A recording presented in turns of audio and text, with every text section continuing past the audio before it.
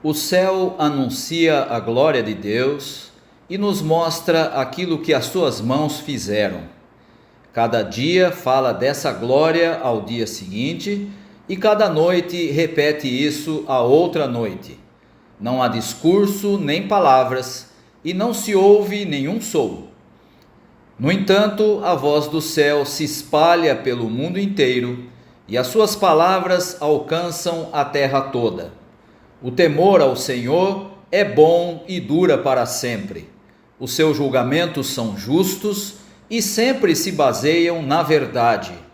Que as minhas palavras e os meus pensamentos sejam aceitáveis a ti, ó Senhor Deus, minha rocha e meu defensor.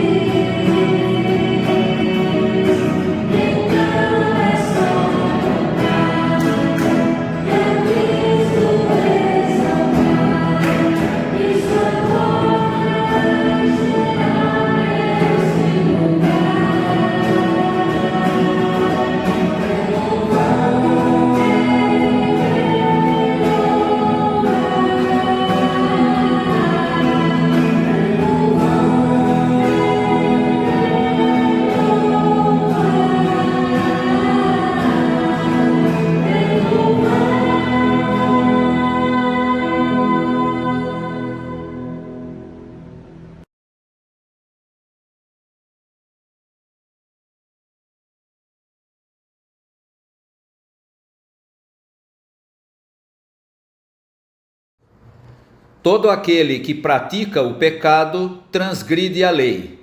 De fato, o pecado é a transgressão da lei. Vocês sabem que ele se manifestou para tirar os nossos pecados e nele não há pecado. Todo aquele que nele permanece não está no pecado. Todo aquele que está no pecado não o viu nem o conheceu.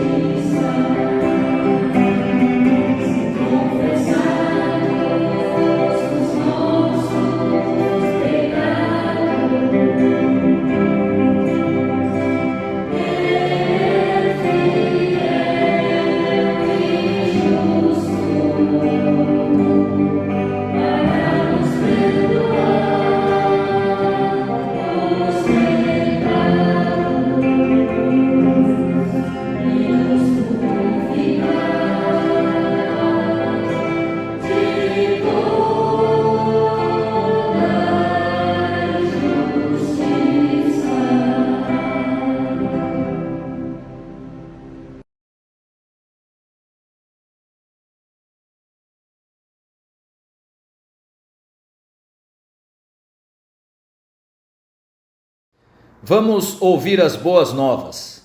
Amados, se o nosso coração não nos condenar, temos confiança diante de Deus e recebemos dele tudo o que pedimos, porque obedecemos aos seus mandamentos e fazemos o que lhe agrada.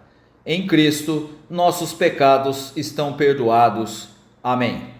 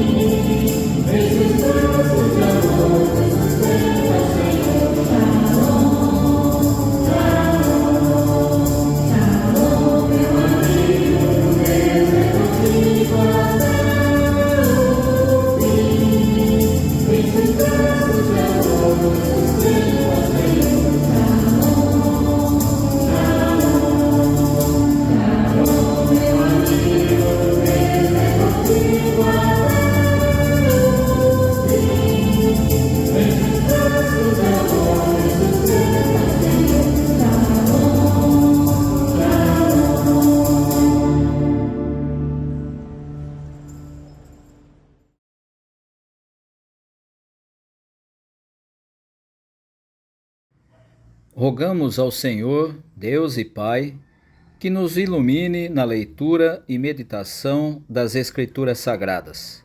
Que o Teu Espírito fale conosco as coisas que precisamos ouvir e que tenhamos a coragem de colocá-las em prática em nossa vida cotidiana. Por Cristo pedimos. Amém.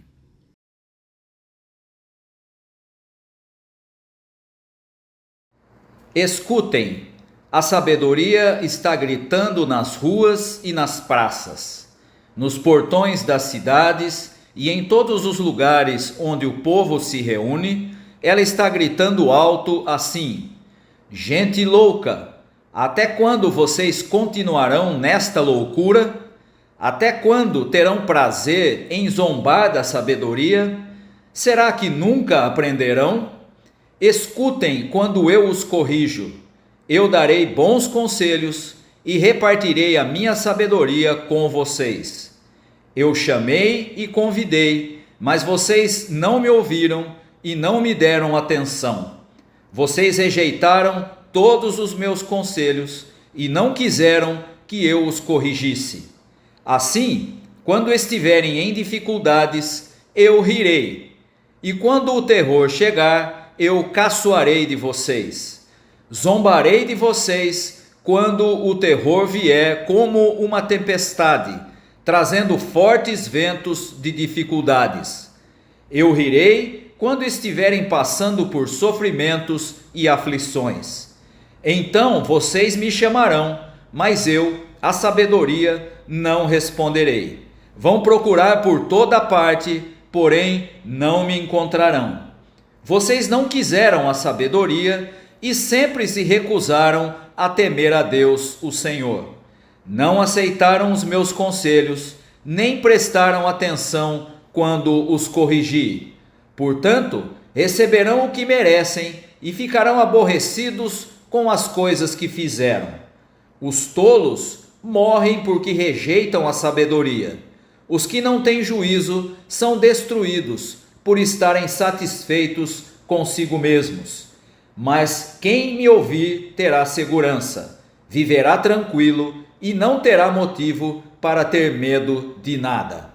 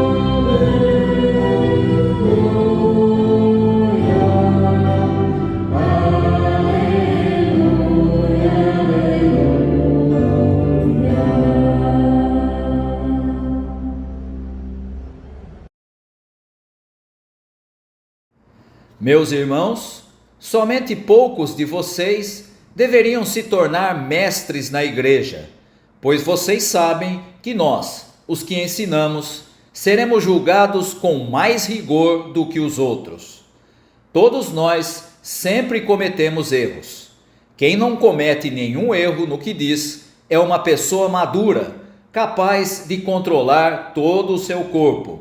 Até na boca dos cavalos colocamos um freio para que nos obedeçam e assim fazemos com que vão aonde queremos.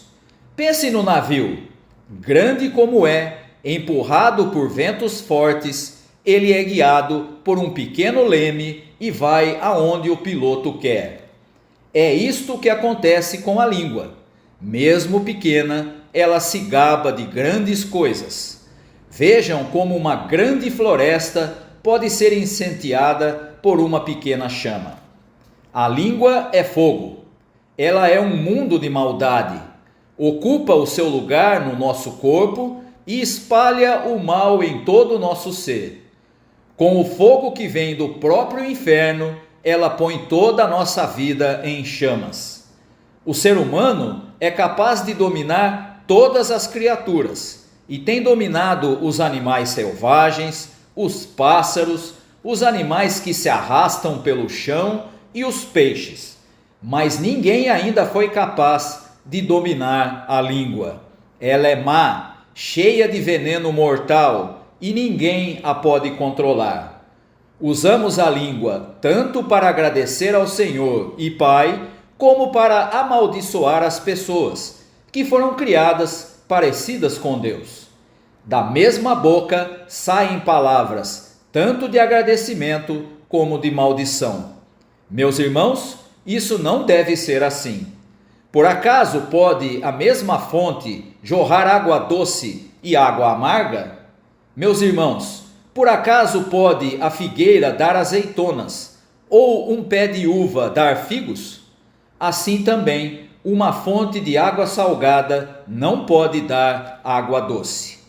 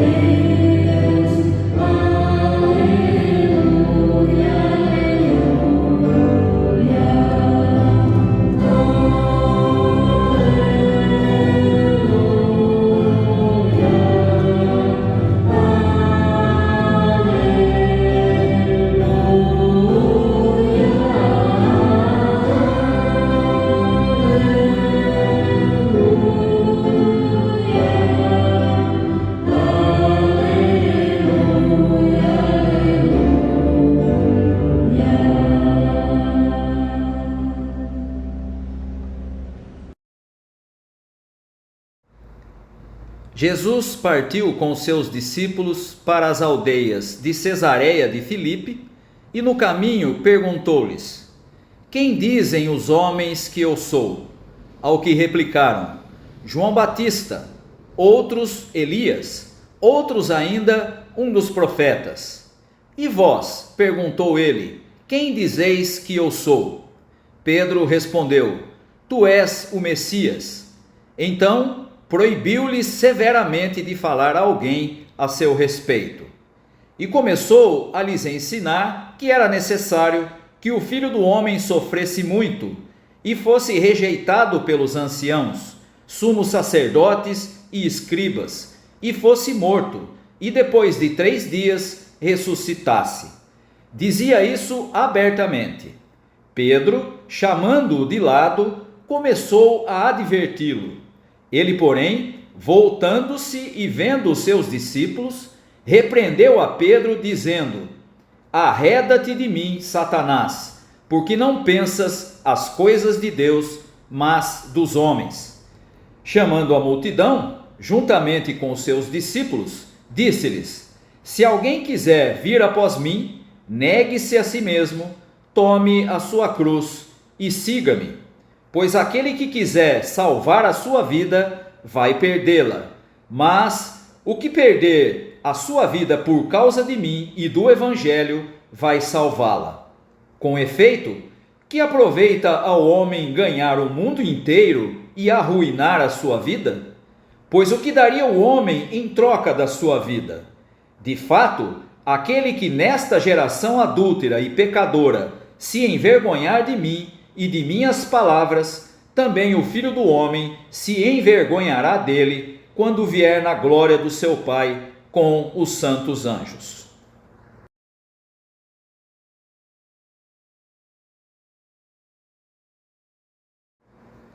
O texto da nossa reflexão de hoje, que está no Evangelho de Marcos, capítulo 8, marca o início da preparação de Jesus para a sua morte e ressurreição.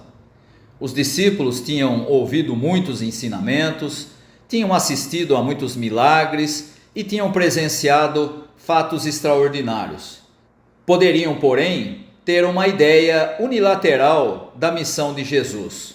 Poderiam pensar na obra de Cristo como sendo apenas uma obra de poder e glória.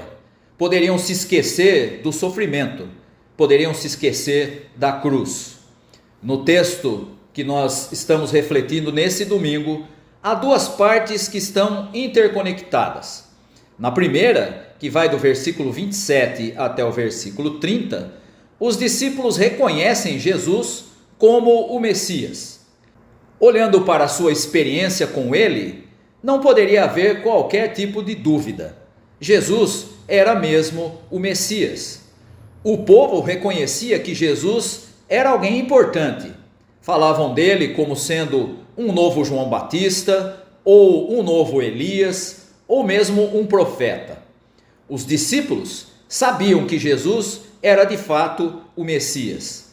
E é importante entender que a palavra Messias, que é um termo hebraico, significava o mesmo que em grego a palavra Cristo, ou seja, aquele que é ungido.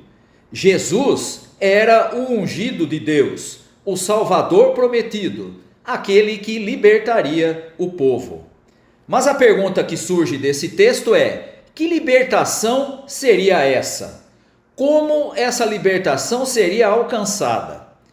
Para responder essas perguntas, Jesus fala nos versículos 31 até o 38 da sua morte e ressurreição e, por incrível que pareça, pede discrição aos discípulos, ou seja, eles não deveriam falar sobre isso. O texto que nós estamos analisando começa localizando o episódio todo no seu aspecto geográfico. Os discípulos estavam perto de Cesareia de Filipe. E o episódio imediatamente anterior tinha acontecido em Betsaida. Isso aí nos versículos 22 até o versículo 26. O povoado de Betsaida ficava na Galileia, ao norte do mar da Galileia. Jesus e os discípulos agora estão rumando para a Judéia e, portanto, estão indo para o sul. Cesareia de Filipe ficava na Samaria, região mais próxima do mar Mediterrâneo. A transcrição geográfica indica que há também uma transcrição no tipo de acontecimento. Jesus encaminhava-se para a parte final do seu ministério, para a parte final da sua missão. A pergunta que Jesus faz aos discípulos é uma questão avaliativa sobre o seu ministério. Primeiro, ele pergunta quem o povo dizia que ele era. Depois, ele quer saber a resposta dos seus discípulos. Não bastava que eles soubessem a opinião do povo, eles precisavam também se posicionar como seus seguidores. Seria como dizer que o Brasil é considerado um país cristão porque a maioria de seu povo se declara seguidora de uma das igrejas cristãs. A pergunta seguinte é pessoal: e você, que faz parte desse país, você é cristão? Quem responde pelos discípulos é Pedro. Pedro era um tipo de líder entre os seguidores de Jesus Cristo. e o líder fala, via de regra, pelo grupo. A resposta de Pedro diz que eles reconheciam Jesus como o Messias. A resposta dos discípulos a respeito de quem era Jesus apontava para um título, Messias em hebraico ou Cristo em grego. Na antiguidade, as pessoas destinadas a uma missão especial eram normalmente ungidas com azeite. Derramava-se azeite sobre suas cabeças para mostrar que elas estavam incumbidas de uma missão. Era assim com os reis, com os profetas, com os sacerdotes. Todos eles eram ungidos. Assim também, Cristo era o ungido de Deus, o Messias, aquele que havia sido prometido para salvar o seu povo. E a evidência de que Jesus era o Messias, sem dúvida alguma, eram os seus ensinamentos, mas também os sinais e os milagres que ele fazia. No entanto, a compreensão do que significava ser ele o Messias não era a mesma na cabeça de todas as pessoas. Muitos pensavam no Messias como um líder político. Até mesmo entre os discípulos havia os que assim pensavam. Era o caso, por exemplo, dos zelotes, que achavam que o Messias seria um líder político libertador de Israel em relação ao domínio romano. A mesma coisa acontecia entre o povo. Havia quem esperava um Messias político. E a vinda do Messias, portanto, era inclusive uma ameaça aos que ocupavam algum tipo de poder. E, no entanto, Jesus precisava cumprir a sua missão até o fim. E para que isso ocorresse, era preciso muita prudência. E aí nós começamos a entender por que Jesus disse aos seus discípulos que eles deviam ter discrição. Não deviam ficar alardeando que Jesus era o Messias. Eles próprios, os discípulos, precisavam estar melhor preparados. E então chegamos à segunda parte do texto de hoje. Jesus começa a preparar os seus discípulos para a sua morte e a sua ressurreição. Ele mostra que tipo de Messias ele era. Primeiro, Jesus fala sobre o seu sofrimento e sobre a sua morte. Ele expõe o assunto de maneira muito clara. O que ele teria de enfrentar dali para frente não seriam momentos gloriosos, pelo menos do ponto de vista humano. Ele seria rejeitado pelos líderes dos judeus, pelos chefes dos sacerdotes e pelos mestres da lei, ou seja, por todos aqueles que eram representantes da religião de Israel. Todas as pessoas importantes iriam abandoná-lo e colocar-se contra ele. Além disso, ele seria morto. Mas havia uma nota de esperança.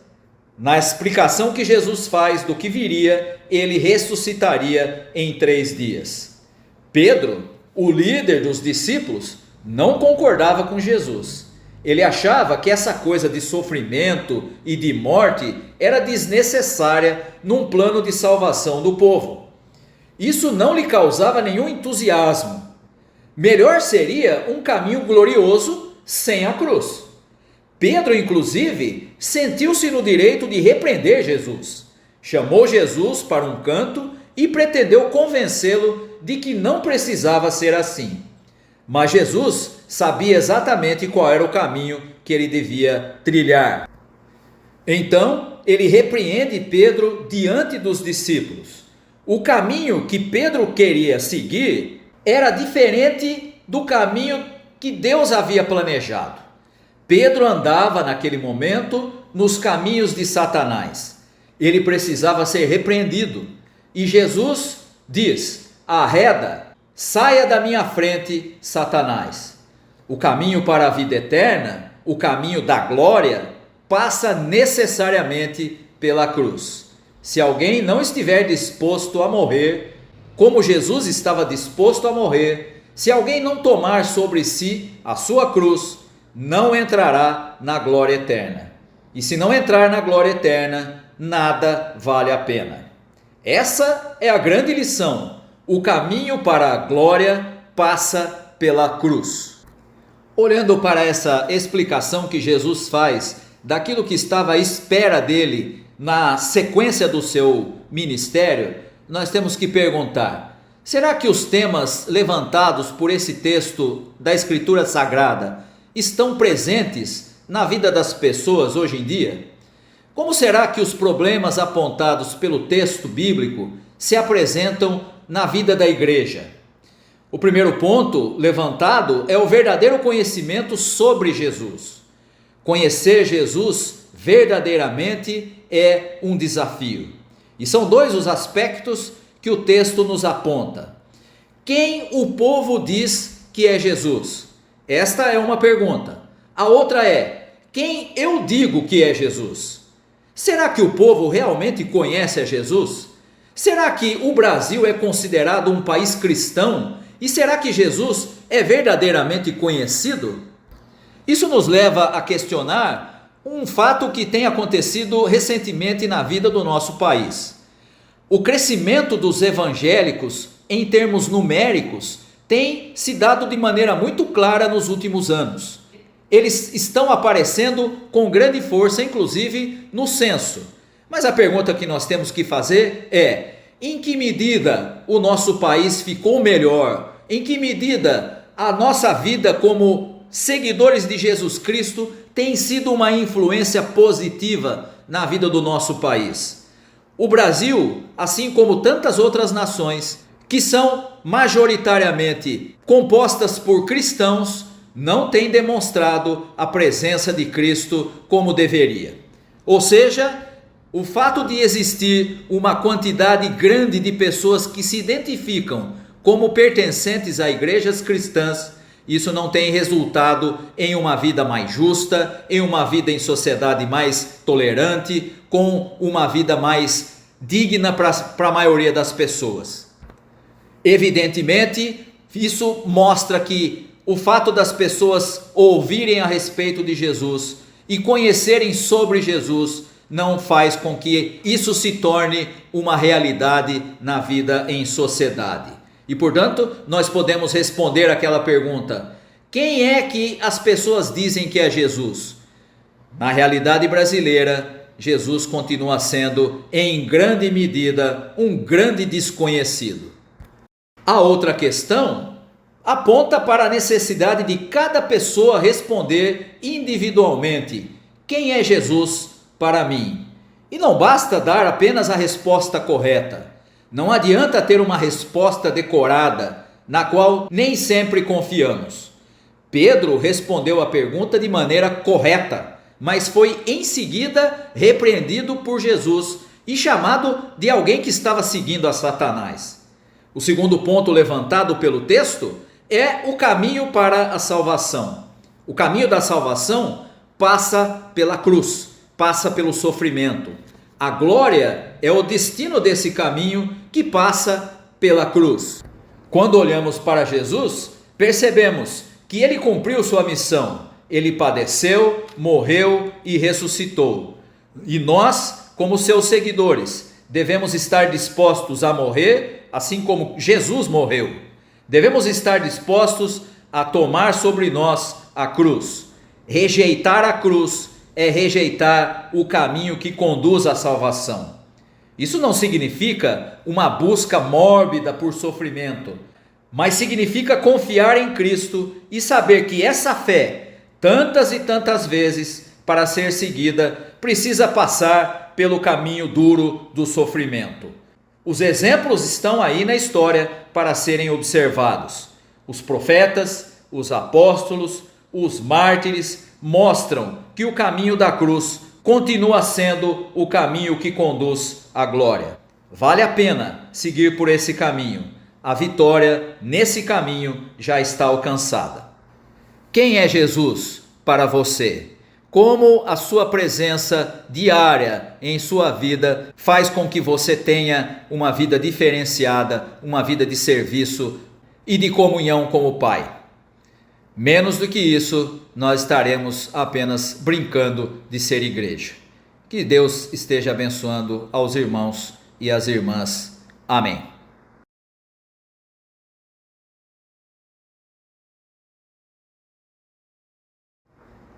Cremos em um só Deus, Pai onipotente, Criador do céu e da terra e de todas as coisas, visíveis e invisíveis. Cremos em um só Senhor Jesus Cristo, Filho unigênito de Deus, gerado do Pai antes de todos os tempos, Deus de Deus, luz de luz, verdadeiro Deus de verdadeiro Deus, gerado, não feito, do mesmo ser com o Pai, por meio do qual todas as coisas foram feitas, o qual por nós e pela nossa salvação desceu do céu e se encarnou do Espírito Santo e da Virgem Maria e se tornou verdadeiramente humano. Foi por nós crucificado sob Pôncio Pilatos, padeceu e foi sepultado e ressuscitou ao terceiro dia, cumprindo as Escrituras. Subiu ao céu e está sentado à direita do Pai. Virá de novo com glória a julgar vivos e mortos, e o seu reino não terá fim.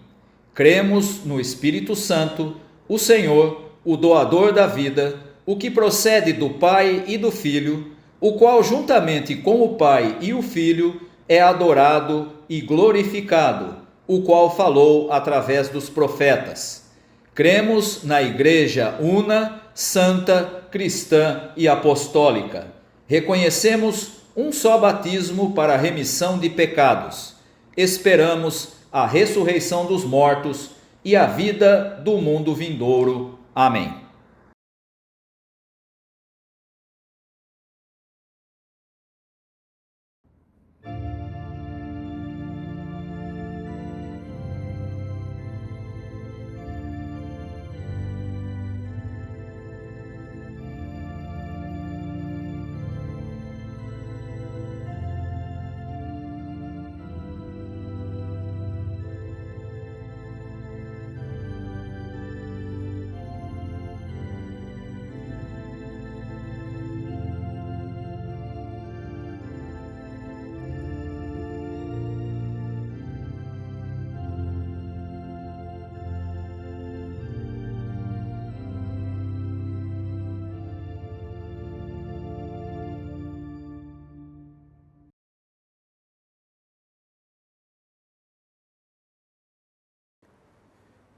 Esse é um momento muito importante na vida da nossa comunidade, um momento em que celebramos a Eucaristia, e nós vamos fazer uma oração antes das palavras de instituição.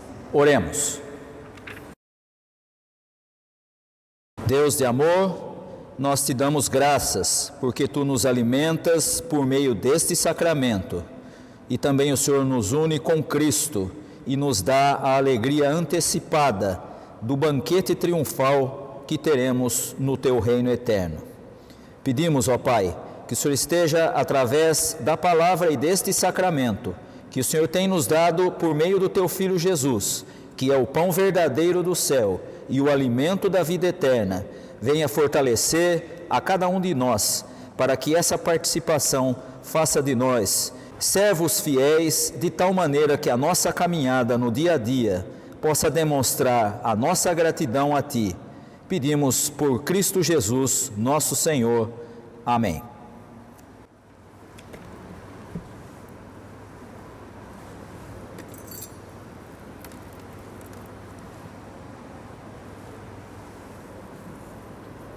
Na noite em que Jesus foi traído, tomou o pão e o partiu, como eu faço agora ministrando em seu nome, e o deu aos discípulos, dizendo: isto é o meu corpo que é dado por vós.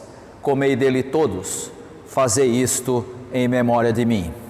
Por semelhante modo, depois de haver ceado, tomou Jesus o cálice, como eu faço agora ministrando em seu nome, e o deu aos discípulos, dizendo: este cálice é a nova aliança no meu sangue. Bebei dele todos, fazei isto em memória de mim. Porque todas as vezes que comerdes do pão e beberdes do cálice, anunciais a morte do Senhor até que Ele venha. Convidamos a todos a participar conosco da Sagrada Comunhão. Os irmãos podem servir os elementos.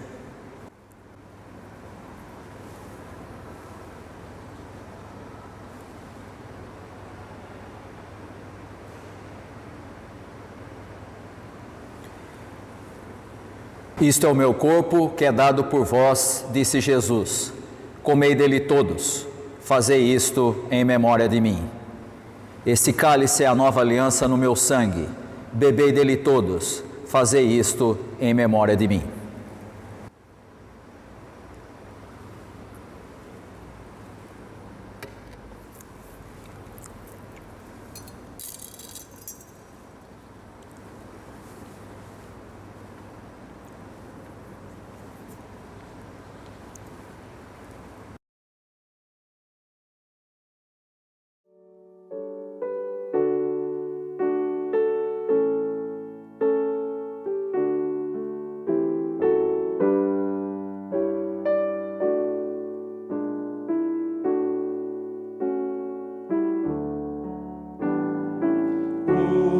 Só rebanho,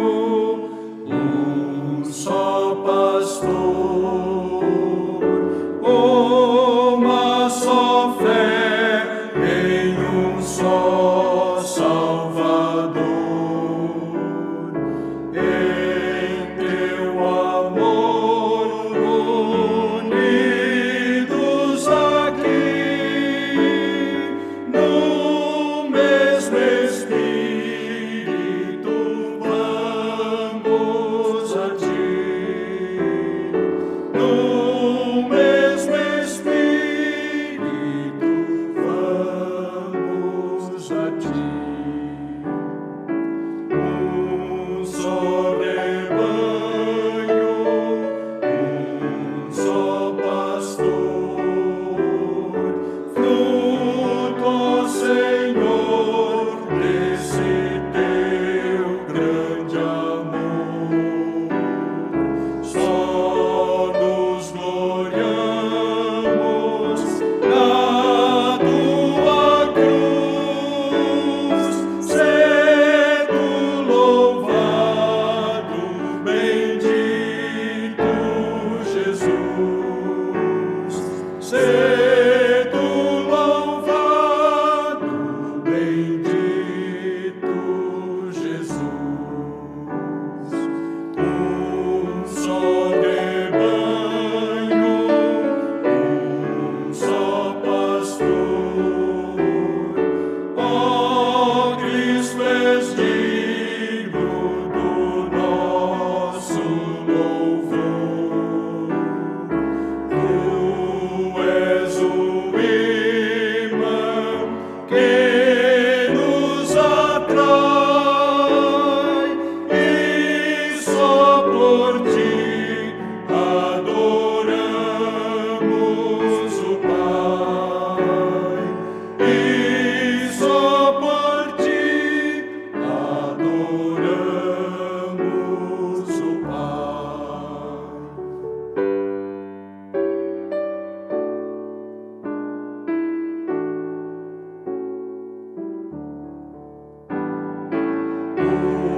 Só rebanho, só pastor, nós esperamos por ti, ó Senhor.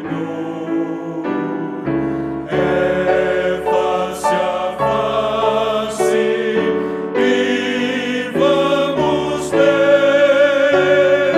quem nos amou e por nós quis morrer. Quem nos amou e por nós quis morrer.